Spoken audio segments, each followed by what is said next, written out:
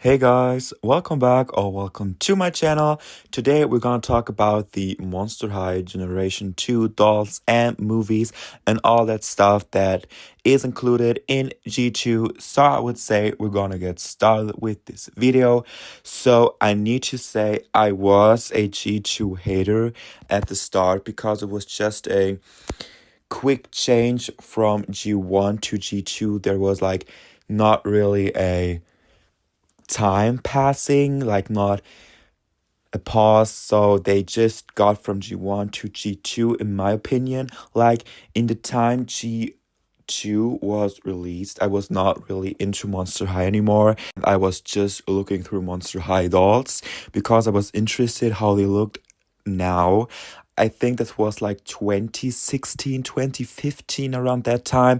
And then I also found out that they had new faces, and I was really disappointed because, humans are not really good at loving changes. And this is the same topic that we have with G3. Like, I was never a G3 hater. I always loved G3, but with G2, it was a different time because it was so quick from G1 to G2.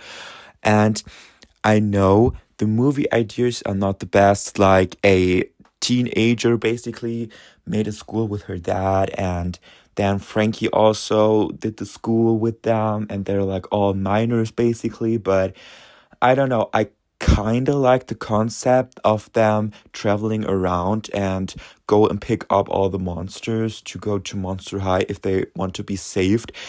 And this was actually a pretty cool concept, but over time it just got boring because it was always the same and you couldn't really do much with it because it was just this one topic you could do.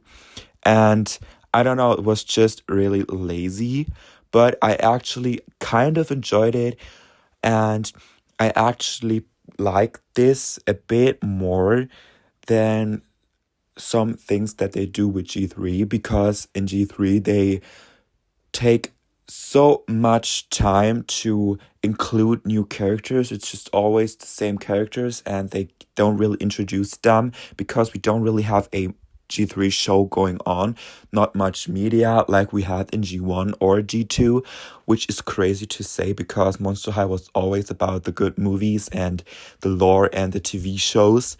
And I actually kind of liked the movies. At first, I thought like, oh my god, everything is so different and it's so bad. But looking back now, I think the animation of these movies are amazing. I love the lighting, I love the shadowing. It's just so cool, and I love how the characters look. I mean, Dracula doesn't look the best in this animation, but the rest, like Frankie, Claudine, Twyla, or Cleo or Laguna, I think they look really pretty. And I'm not really a big fan of the movie Welcome to Monster High. It's a cute movie, and I like that Ari is a pop star. I know she resembles basically Spectra as a pop star, like look wise, but she's really, really cool, and I really enjoy these movies with the human aspect because we had humans in Monster High G1, but basically just for one movie, and then they never talked about them again. And I really liked the aspect that they included humans and monsters together in the movies. That was really fun. And then we had Electrified. I think this was a really cool movie, and I really enjoyed the fashion aspect of the movie. And I also think that G2 included really cool characters that we never have seen before in G1, and G3 doesn't do that. Like, they have the OG characters returning from G1, but we don't have any new characters in doll form basically. But in G2 we got Monica Decay. I know she was kind of replacement for Gulia, but I really, really enjoy Monica Decay actually. And also Sylvie Timberwolf, I also love her so much, and I really wish they will bring her back in G3 because I think their designs are really good, and I really want them to be back, especially because zombies can't talk right now in G3. This would be really cool for Monica. Maybe she could be the sister of Gulia, because Gulia is not selling as well in G3. So maybe Monica could come back, maybe in a sister 2-pack with Gulia. I think this would be really, really cool. But yeah, that was just a topic about the movies, I think they were really great and the animation was amazing. And I really don't think G2 was that bad. It was a quick change from G1 to G2, but honestly, it was not this bad. And actually, if you see it separately, it was a kind of decent movie, not like a big storyline like we always had in G1 with the web series. We also had the Ghoul Squad. I think the show was a bit flat because it was always about finding new monsters with the skeleton travel thing, but it was kind of fun. And the theme song of the show is kind of a banger, like the Ghoul Squad, it was kind of fun and I really kind of enjoyed it. And the animation was really great, as I said in the movies. In the show, it was a bit flat. It looked like Play-Doh kind of, but the animation in the movies were really great, I think.